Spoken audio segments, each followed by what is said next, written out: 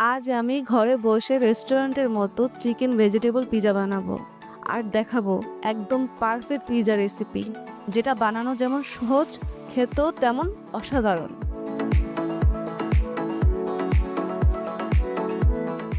Do rest নেওয়ার সময় এখন, আর আমি টপিংগুলো প্রস্তুত করব।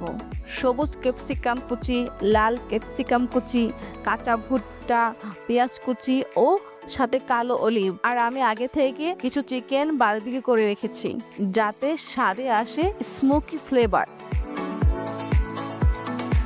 এখন একটা বেকিং ট্রে নিব, তাতে হালকা করে তেল ব্রাশ করব। তারপর ডোটা সুন্দর করে হাত দিয়ে ছড়িয়ে দেব আর একটা বেস বানাবো। খুব পাতলাও না, খুব মোটাও না, যেন ঠিক মতো ফুলে ওঠে এবং ক্রিস্পি হয়।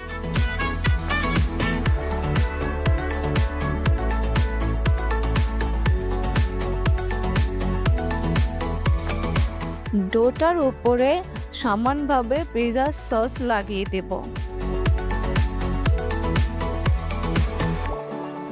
তারপর হালকা করে মোজারেলা চিজ ছড়িয়ে দিব আর একটা সুন্দর বেস লেয়ার তৈরি করব। এখন আসল মজাদার অংশ, টপিং সাজানো। এক এক করে উপরে সাজিয়ে দেব বারবিকিউ চিকেন, পেঁয়াজ, ভুট্টা, সবুজ ও লাল ক্যাপসিকাম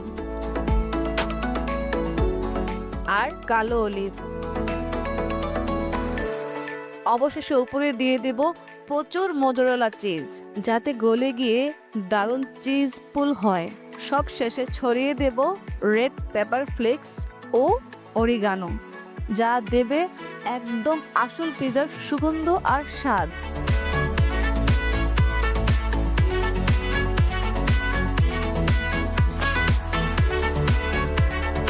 এখন ওভেনে 180 ডিগ্রি সেলসিয়াস তাপমাত্রায় 15 থেকে 20 মিনিট পর্যন্ত বেক করলেই তৈরি হবে গরম গরম হোমমেড চিকেন ভেজিটেবল পিৎজা।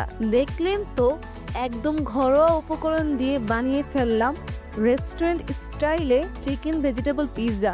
আপনারা কমেন্টে জানাবেন আপনাদের প্রিয় পিৎজা টপিং কোনটা।